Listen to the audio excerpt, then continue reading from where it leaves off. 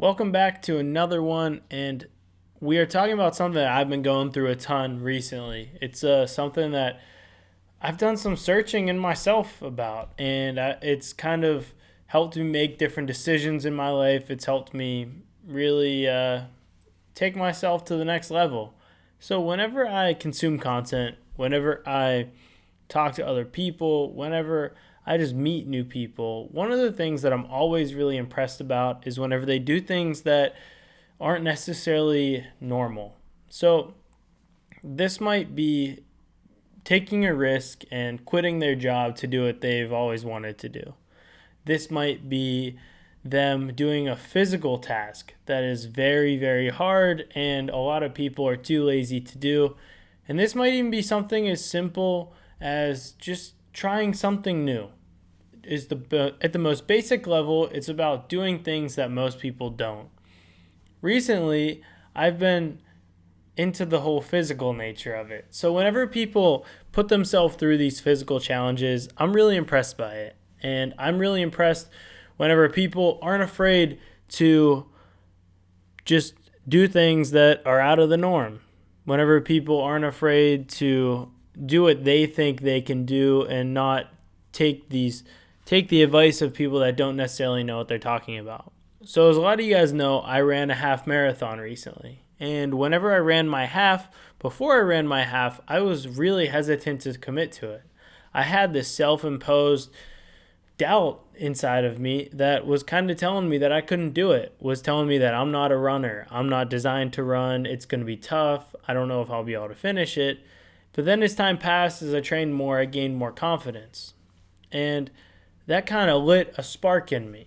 You know, there was this thing whenever I was an athlete, whenever I was competing in baseball, that I wasn't necessarily afraid to take on these challenges that came in front of me. I wasn't afraid of facing that one dude who was going D1, that dude that was going to Vanderbilt. I just wasn't afraid to pitch to him because I genuinely thought I could beat him. And this might be this blind optimism that I have, which is part of the reason I wasn't afraid to drop out of school. I was afraid, but I wasn't necessarily doubting that I could do it. I was afraid because I didn't know if I could really make it work in the time that I kind of allocated to myself.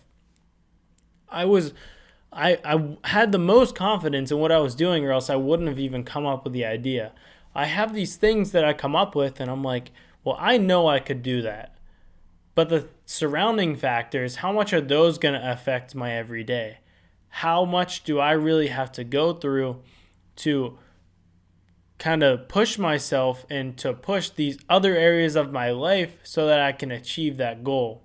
These physical goals have made me tap into this mindset again of I'm doing this for a reason. For the past 2, 3 years since I've been done playing baseball, I guess it's been about 3.5, 4 years now. Dang, I'm getting old. But since I stopped playing baseball, I have just kind of been going through the motions. There was a time where I tried losing a decent amount of weight and I ended up getting more shredded than I've ever been. And that was just me kind of setting my eyes on a goal and going to achieve it. And that's what I've tapped into more now. Baseball and even high school really kind of set the framework for setting goals and having milestones that you hit. High school in general and just school in general has a beginning, middle, and an end. For example, in college, you start and then you have a little break that might be a Thanksgiving break in the fall, and then you have an end of that quarter in December. That's how the school that I went to was. Not every school's like that, but then most schools start in January and then they'll have their spring break in the middle and then they'll end in May or June. That's the nice thing about it. You see a light at the end of the tunnel. That's something that I've really missed. And this might sound stupid. You might not necessarily understand it, but it's definitely something that I've struggled with as I've gotten into the workforce. You don't have a summer anymore. You have nice weather outside, but that's all that's telling you it's summer. You're not waiting for May or June so then you get a break, so then you get a change. That's not a thing whenever you're working unless you make a point for it to be. So since I kind of realized that, it's made me want to do things that have an end goal. My business doesn't have an end goal. Yeah, there's projects that come along, and I know at some point it's going to end. That's an end goal. I know the project will be done, but that just wasn't enough. So then I got into these physical things. Jordan, my roommate, he's a great friend in the way that he pushes me to do things that I don't necessarily know I can. The half marathon, he didn't tell me to do it. I don't even know if he asked me to do it, but as soon as he said he was doing it, I was like, well, damn, now I got to do it. I wanted to do it with him, and I also knew that if he was training alongside me, it would make it a little bit easier to go ahead and do it every single day. So whenever I was training for it, I had somebody along my side doing the same thing, going through the same stuff that I was going through. And whenever you have somebody like that, it pushes you in the right direction to do these things. And Jordan's similar to me in the way that he likes having goals. He's a very goal-oriented person. But in my opinion, when you have goals, you have to set checkpoints. You have to set end points. What's the point of setting a goal if there's no real point where you can achieve it? I'm not saying whenever you do something and work, you have to reward yourself every time, but have a number that you want to make and then do something for yourself. A while ago, I made more money than I thought I could. Once I hit that milestone, I went and I did something as simple as buying myself a piece of carrot cake that I saw at this coffee shop that I was going to every day at the time. That's simple. That's what I wanted to do. That was my little checkpoint. I got to the point where I wanted to be, and then I reallocate, figure out what's next. These physical goals are nice in the way that I started training for this half at the beginning of this year, and I knew that on February 12th, that's when the half was going to be. So I better be ready because I am not backing out. I better be ready, and I knew that once February 12th hit and it was done, that's the end of that goal. There's something about that working to an end point, then you're done. Sweet. I love that. And that's what's pushed me to maybe even consider doing a triathlon. I don't know if I'm going to do it yet. I'm still kind of figuring out if I want to do it, if I can do it, how much it's actually going to cost. But this whole physical world of pushing yourself to these new limits has helped me find what I've kind of been looking for. It's helped me find these start points and end points, working towards a goal that there's actually an ending for. You work every day as a freelancer trying to get the next job and the next job and the next job, but you don't necessarily have an end point. You finish out that job that you've been looking forward to, that you've been really working hard on, just to carry in the next day. What's next though? What's next? How am I going to continue this momentum? That's a good thing, that you want to keep pushing, that you want to keep doing what you're doing. But you have to have these endpoints or else you're just going to eat yourself alive.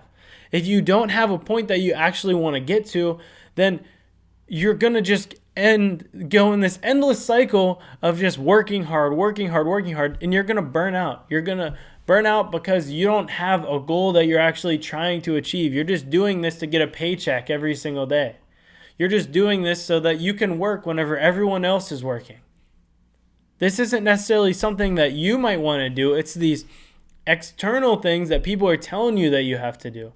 So these physical things, like I met a guy whenever I was at a ghost shoot recently. Not recently, it was back in the fall, but I met him and he was telling me about how he did an Ironman. And he was telling me how crazy the training was for it. But I hear him talking about this and I'm like, I know it's a lot of work, but I want to do that one day.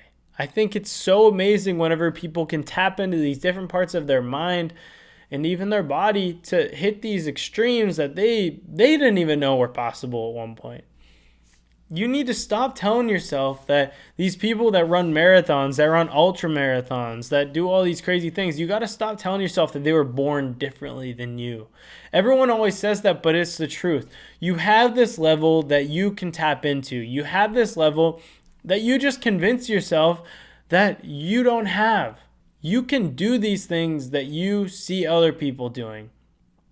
I saw Jordan run his first half marathon, and I was like, dang, that's pretty cool. I wonder if I could do that. Now I have one under my belt, and I have the confidence to do these other things.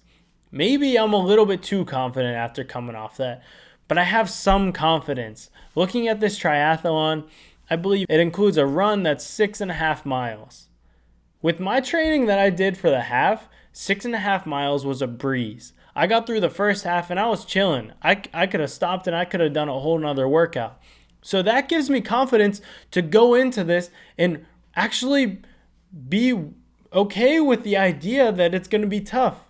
It wasn't easy doing the half marathon, but I genuinely enjoyed training for it. Training for it gave me a reason to wake up every morning and work out. I don't necessarily enjoy just waking up and going and lifting weights.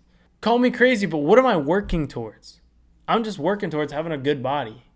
I'm not working towards really achieving a goal that I've been wanting to do.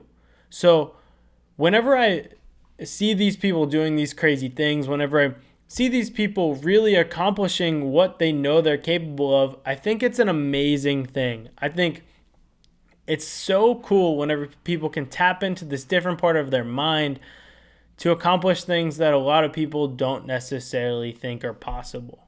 So if you've been considering something, even if it's not physical, even if it's not something like running a race or doing something like that, my buddy from home, Jason, he just stepped on stage for the first time to do stand-up comedy. He's a hilarious guy. He made everyone laugh. Everyone thought he was so funny. He's such a likable person. But it took courage for him to get up on stage. I haven't talked to him, but it meant a lot whenever I commented on his post and I said, hey man, like, proud of you for doing this. Like, that's sick. Keep going. And then he replied and he said that my content has been motivating him to do that. You know, that's cool to see, but I want other people to realize that they can do these things and step outside of their comfort zone. I'm sure he got up on stage and didn't do that well right away, but it got rid of that little beginner's thing because next time it's not his first time. The first time is always the hardest time to do anything that you do. The first time running a race, the first time doing something out of the norm, the first time stepping on stage to do comedy for the first time. It's hard. You are the rookie of rookie. You don't know what you're doing, period. You might have read about it. You might have asked a bunch of people about it.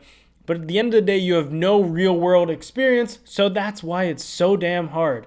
But if you are thinking about doing something, go do it because everyone has done it before. When I was starting this podcast, I went back and I listened to the first podcast of all of my favorite podcasts, and they sucked. All of my favorite podcasts that I listen to now, I went back and I was like, let's see what their first one looks like. Even Joe Rogan. It was so bad. They did not know what to talk about. They did not know what to do. They did not know how it went. Nothing. They were bad, but now look where they are. They're killing it. So if you're thinking about starting a YouTube channel, go back, watch your favorite YouTuber's first video because I bet you they are trash. They all have a starting point. They all were you at one point thinking, man, that would be cool to start a YouTube channel. Go do that and it'll give you a lot more confidence to start what you want to do. And whenever you get into a month in, 2 months in, 3 months in, you're going to want to stop, but keep on going. Keep going. And you won't regret it. Push yourself to these limits that you see other people that do it and then you admire them because of it. Push yourself to those limits because you won't regret it. You will enjoy tapping into those parts of your mind because that's what you enjoy when other people do. You enjoy seeing other people succeed doing that. So why can't you be that person for other people? You doing what you want to do will push people to do what they genuinely want to do. So get out there, take a risk, do your thing. You won't regret it. Peace out, guys. See you in the next episode.